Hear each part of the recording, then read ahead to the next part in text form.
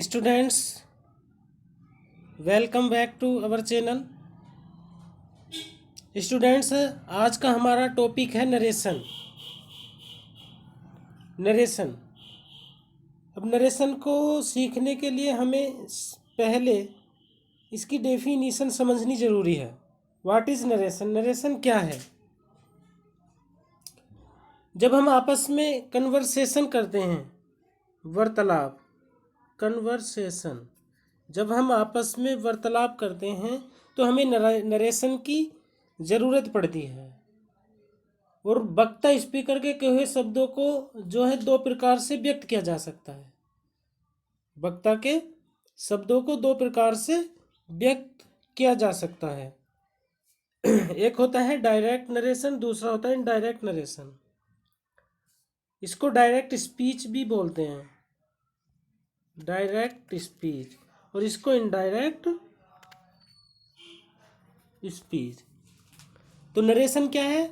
Narration, जब हम आपस में कन्वर्सेशन करते हैं तो हमें नरेशन की ज़रूरत पड़ती है। मतलब हमारे जो रूटीन वर्क होते हैं या हमारा जो वार्तालाप होता है उसमें हमें नरेशन की ज़रूरत होती है। और अंग्रेजी भाषा में किसी व्यक्ति स्पीकर द्वारा कही हुई बात को या उसके कथन को दो प्रकार से व्यक्त किया जाता है। एक तो डायरेक्ट स्पीच। डायरेक्ट मीन्स क्या होता है? प्रत्यक्ष कथन। और इनडायरेक्ट स्पीच क्या होता है? अप्रत्यक्ष कथन। अब डायरेक्ट स्पीच क्या होता है? What is direct speech? Direct speech किसी की कही हुई बात को हूबहू उसी के शब्दों में व्यक्त करना।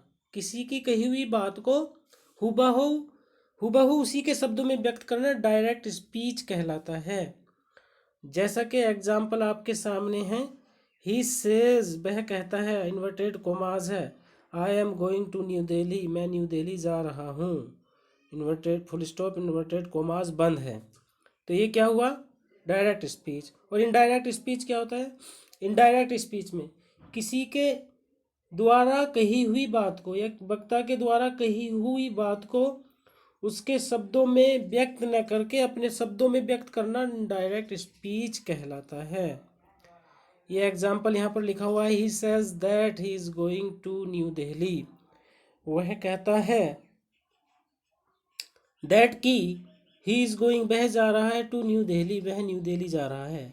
यहाँ हमने किसी के द्वारा कही हुई बात को अपने शब्दों में व्यक्त किया, इसलिए ये क्या हुआ? Indirect speech. अब स्टूडेंट्स, हमें डायरेक्ट स्पीच से इनडायरेक्ट स्पीच में चेंज करने के लिए कुछ रूल्स सीखने होंगे। तो चलिए शुरू करते हैं। रूल्स क्या हैं देख लेते हैं।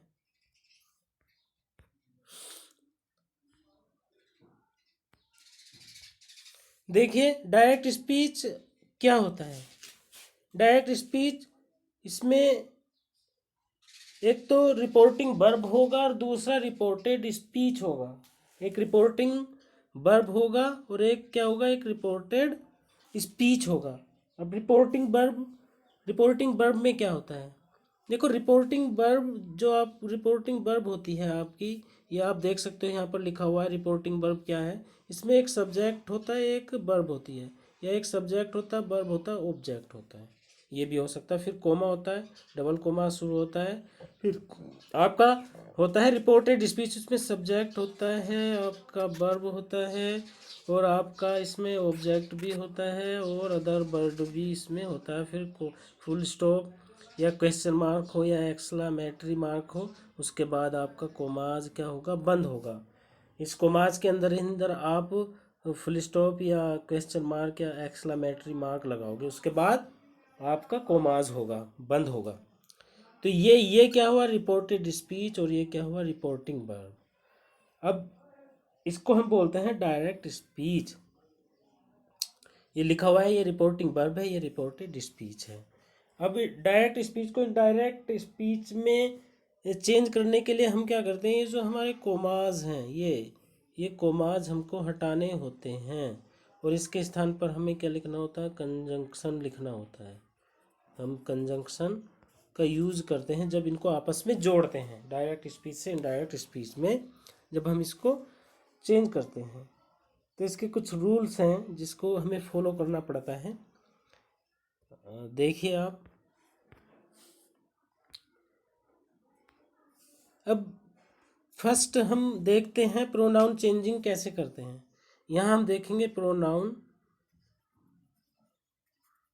चेंजिंग, प्रोनाउन को किस तरह से आप चेंज करोगे। प्रोनाउन क्या है? Pronoun is a word that is use in place of a noun. Pronoun एक शब्द है जिसका प्रयोग नाउन के स्थान पर किया जाता है।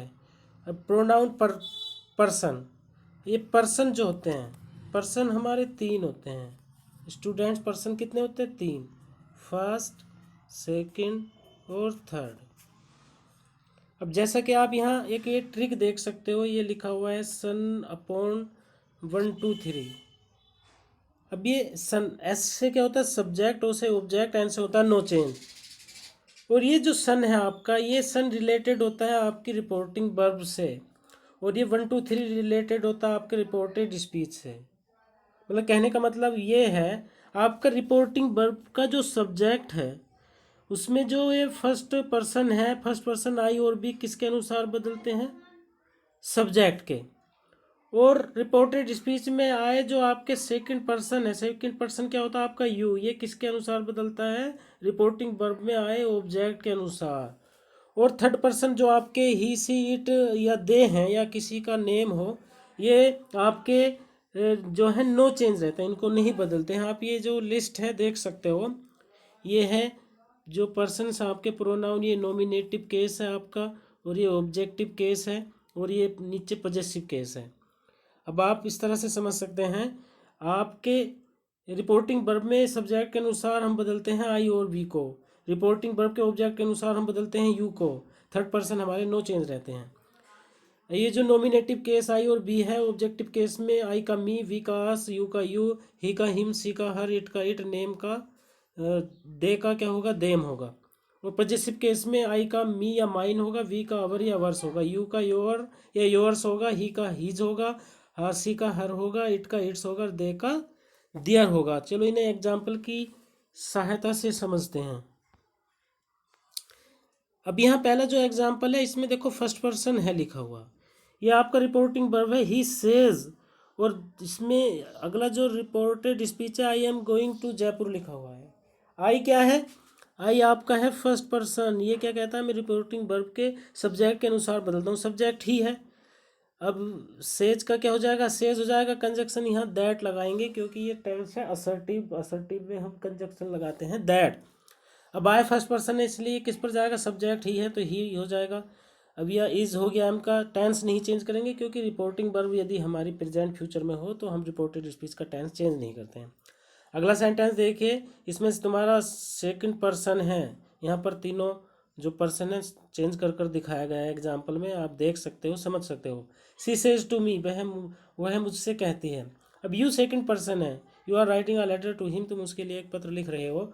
तो यू क्या है? सेकंड पर्सन क्या कहता है? मैं जाता हूँ रिपोर्टिंग वर्ब के आए ऑब्जेक्ट पर। ऑब्जेक्ट क्या है? मी का नॉमिनेटिव क्या होगा? आई होगा। यहाँ मी का नॉमिनेटिव क्या है आप देख सकते हो, यहाँ इसमें भी आई, तो यहाँ आई हो जाएगा। टेंस चेंज नहीं होगा क्योंकि यहाँ रिपोर्टिंग वर्ब तुम्हारी प्रेजेंट में है। आगे देखो थर्ड पर्सन ही है, तो ही जो है वो क्या रहता है? नो चेंज रहता है, तो इसलिए यहाँ बदला नहीं जाएगा। They say to Ram he will going to Jaipur, तो दे टेल, से टू को हम बदलते हैं टेल में, Ram that, he third person है, बदला नहीं जाएगा और टेंस चेंज होगा ही नहीं क्योंकि रिपोर्टिंग वर्ब हमारी प्रेजेंट में है। अब चलिए आगे देखते हैं।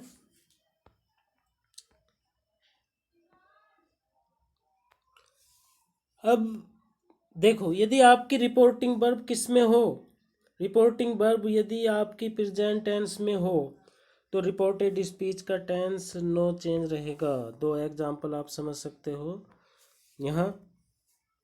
यदि रिपोर्टिंग वर्ब आपकी किस में हो? प्रेजेंट टेंस में हो, रिपोर्टेड स्पीच किसी भी टेंस में हो, तो टेंस ऑफ इनडायरेक्ट स्पीच क्या होगा? नो चेंज होगा। जैसे आप ये पहला एग्जांपल यहाँ देख सकते हो, सी सेज टू मी, वह मुझसे कहती हैं। अब inverted commas, I can not help you today, आज मैं तुम्हारी सहायता नहीं कर सकती हूँ।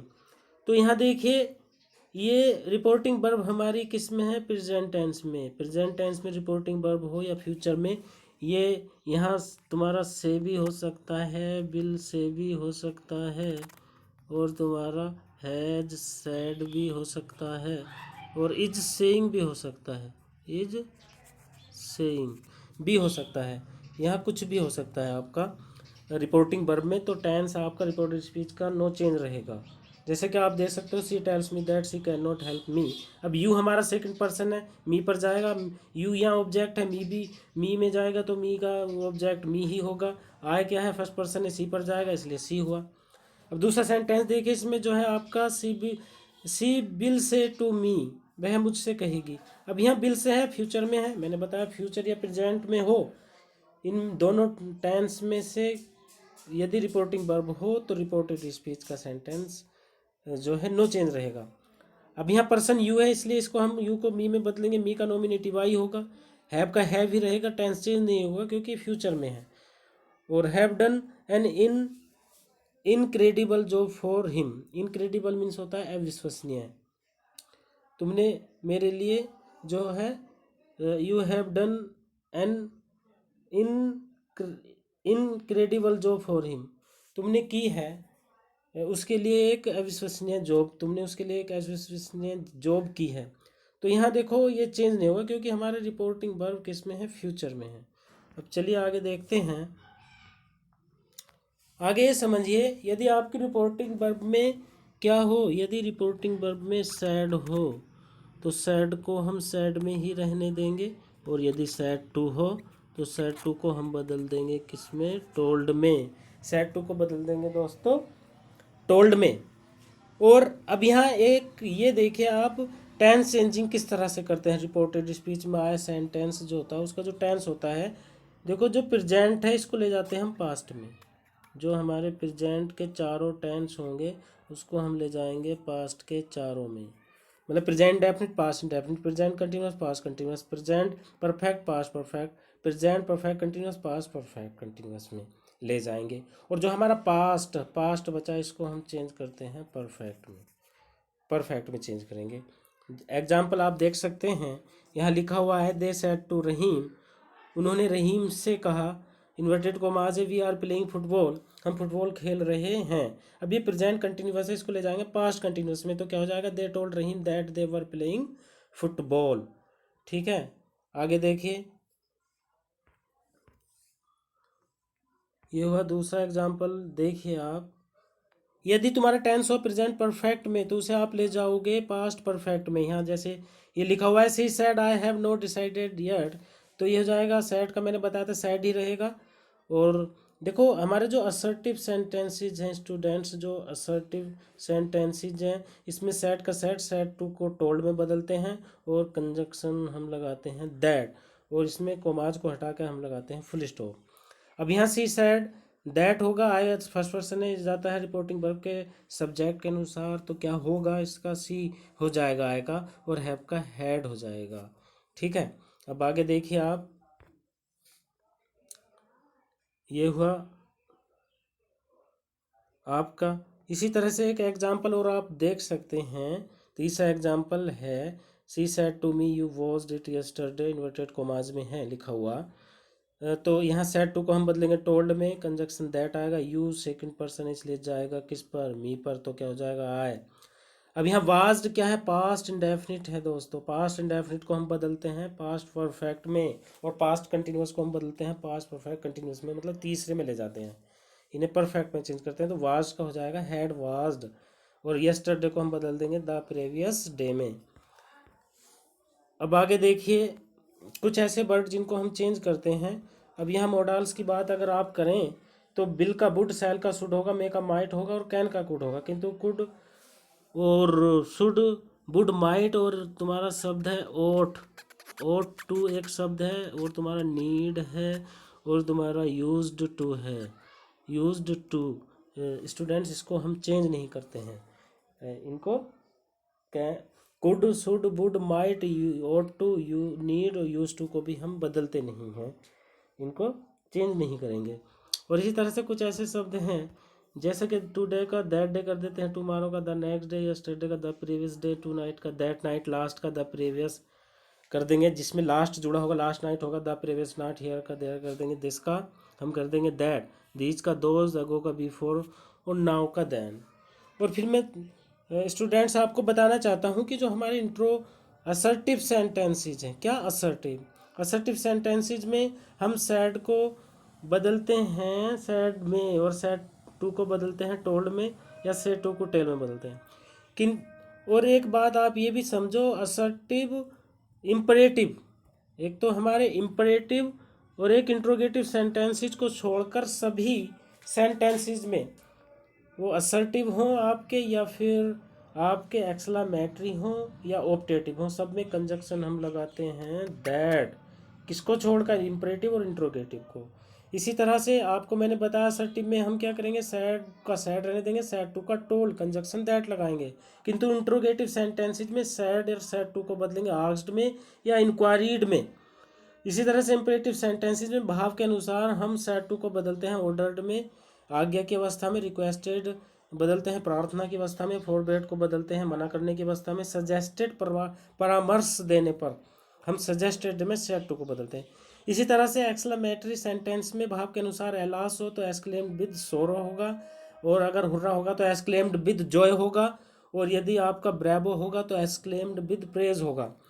और इसी तरह से या फिर हाउ या वाट शब्द उसमें आए तो एक्सक्लेम्ड विद सरप्राइज होगा। ऑप्टेटिव सेंटेंसेस में भाव के अनुसार यदि आपको विश करता है तो विश्ड होगा, या आप किसी को विश करते हैं तो, और यदि प्रे करते हैं किसी के लिए तो उसको प्रेड में बदलेंगे। ये मैं इसके अगले पार्ट्स में आपको बताऊंगा इंट्रोगेटिव, इम्परेटिव और ऑप्टेटिव सेंटेंसेस को कैसे डायरेक्ट से इनडायरेक्ट में चेंज करेंगे। फिलहाल आप अभी ये जो इसका पार्ट 1 है वो सीखिए, उसको देखिए अभी आप। अब चलते हैं आगे की ओर, देखते हैं यदि आपकी रिपोर्टिंग वर्ब भले ही किस में हो, यदि आपकी रिपोर्टिंग वर्ब पास्ट टेंस में हो, भले ही उसमें सैड हो, किंतु आपका रिपोर्टेड स्पीच क्या हो, ये तो मैं बता दूं, पास्ट कंटिन्यूअस होगा तो उसका तो पास्ट कंटिन्यूअस में होगा तो वो पास्ट परफेक्ट कंटिन्यूअस में जाएगा, बाज होगा तो उसका हैड बीन हो जाएगा। मगर यदि पास्ट टेंस में आपकी रिपोर्टिंग वर्ब है और रिपोर्टेड स्पीच आपका उसमें कोई रूटीन है, हैबिट है, या कोई हैबिचुअल फैक्ट है, कोई फ्रेज है, आइडियम है, या फिर कोई साइंटिफिक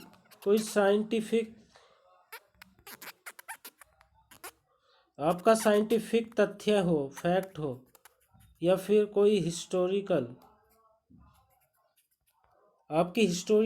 कोई फैक्ट हो, ऐतिहासिक या वैज्ञानिक, तो आप उसको नहीं चेंज करोगे।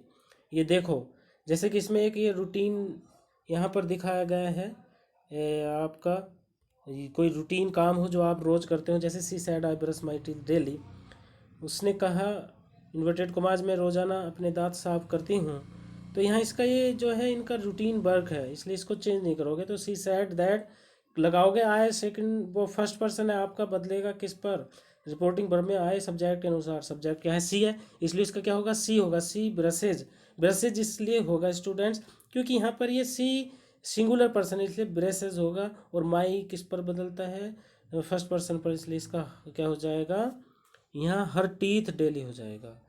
ठीक ठीक है, आगे देखिए आप। यदि आपका रिपोर्टिंग वर्ब आपका स्टूडेंट्स पास्ट टेंस में हो, पर रिपोर्टेड स्पीच में कोई यूनिवर्सल ट्रूथ या फ्रेज हो, अभी मैं बता रहा था, या हिस्टोरिकल कोई फैक्ट हो, तो आप उसको चेंज नहीं करोगे। जैसे कि यहाँ पर लिखा हुआ है she said to me the sun rises, यहाँ पर ये जो है गलत है लिखा हुआ, ये राइजेज होगा, सूर्य निकलता है कहाँ, पूरब में। तो ये दोस्तों एक यूनिवर्सल ट्रूथ है, इसलिए ये चेंज नहीं होगा रिपोर्टेड स्पीच का सेंटेंस। बस केवल आप क्या करोगे, इसका जो सेंटेंस है वो इसका कोई टेंस चेंज नहीं होगा, यही रहेगा बस। सी टोल्ड मी, उसने मुझे बताया, दैट द सन राइजेज, सूर्य पूरब में उगता है। ये जो सार्वभौमिक सत्य है इसको हम चेंज नहीं करेंगे। और फिर दूसरी बात स्टूडेंट्स, यदि भूतकाल की दो घटनाएं यदि सेंटेंस में हो तो उसको भी आप चेंज नहीं करोगे। एग्जाम्पल की सहायता से समझ लेते हैं, देखिए, मतलब भूतकाल की, if two event of past happen simultaneously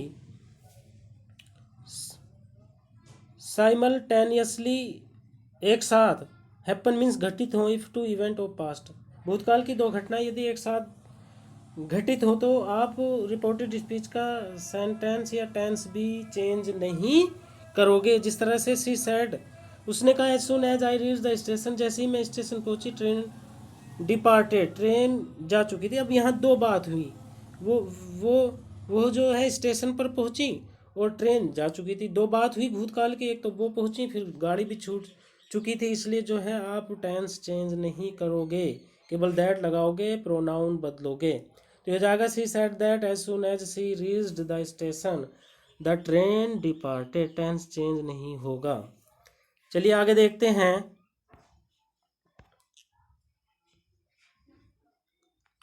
अब देखिए, यदि आपके असर्टिव सेंटेंसेज में या किसी भी तरह का आपका सेंटेंसेज है, उसमें यदि सर आए, क्या आए, सर, तो सर को हम बदल देते हैं रेस्पेक्टफुल्ली में, रेस्पेक्टफुल्ली, जैसा कि यहाँ पर लिखा हुआ है, सर को चेंज कर दोगे रेस्पेक्टफुल्ली में।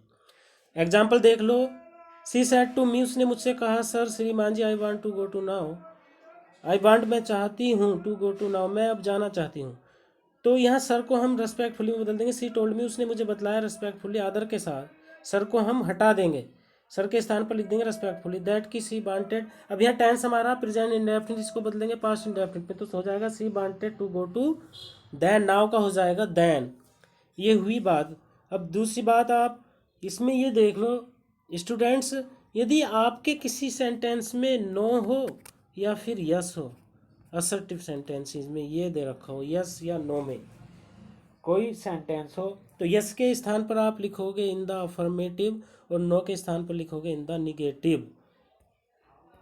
देखिए example, he said to me, उसने मुझसे कहा no I have not done my work, inverted commas बंद है, ये लिखा हुआ इन्वर्टेड कोमास में, नहीं मैंने अपना काम नहीं किया है, ये मना कर रहा है। इसको आप इस तरह से भी लिख सकते हैं, he answered me in the negative, उसने मुझे नकारात्मक में आंसर दिया। या फिर ही टोल्ड मी, उसने मुझे बताया इन द निगेटिव, निगेटिव में that he had not done, ये हर नहीं होगा यहाँ, ये होगा हिज वर्क, क्योंकि आय को बदलेंगे हम किस में, रिपोर्टिंग वर्ब के आय सब्जेक्ट के अनुसार, सब्जेक्ट ही है तो आय का ही होगा, और माय को भी इसी में बदला जाएगा, ही में, तो माई का पजेसिव क्या होगा, हिज होगा, ही के साथ क्या होगा, हिज होगा, हर नहीं, तो ये हिज वर्क होगा। और यहाँ टेंस हैव है, प्रेजेंट परफेक्ट है, ये पास्ट परफेक्ट में जाएगा तो हैड जाएगा। तो ये नो का हम कर देंगे इन द निगेटिव। मान लो अगर यहाँ यस होता, क्या होता है यहाँ यस अगर होता, तो आप बदलते ही told me in the affirmative या in the positive that he had done, फिर यहाँ पर नोट हम हटा देते, या he replied that he replied in the affirmative, आप इतना भी केवल लिख सकते हो। अब आगे की ओर चलते हैं दोस्तों। यदि मैंने आपको बतलाया था अभी कुछ मिनट पहले, मैं आपको बता चुका हूँ, यदि आपका रिपोर्टिंग जो वर्ब होती है आपकी, उसमें केवल सब्जेक्ट हो, वर्ब हो, उसमें ऑब्जेक्ट ना हो, क्या ना हो, ऑब्जेक्ट ना हो, और मान लो उसमें आ जाए सेकंड पर्सन यू, और यू को हमें बदलना होता है किसमें, रिपोर्टिंग वर्ब के आए ऑब्जेक्ट के अनुसार हमें बदलना होता है, और ऑब्जेक्ट ना हो तो आपको उसको भाव के अनुसार चेंज कर सकते हो।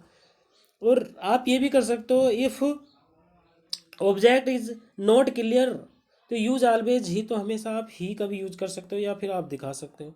मान लो जैसे ये सेंटेंस है, she said you are very intelligent, उसने कहा तुम बहुत ही ज़्यादा होशियार हो, तो यहाँ पर यू जो है ये क्या है, सेकंड पर्सन है, ये किस पर जाता है, ऑब्जेक्ट पर, ऑब्जेक्ट इसमें है नहीं, इसमें सब्जेक्ट है, वर्ब है, ये है बस।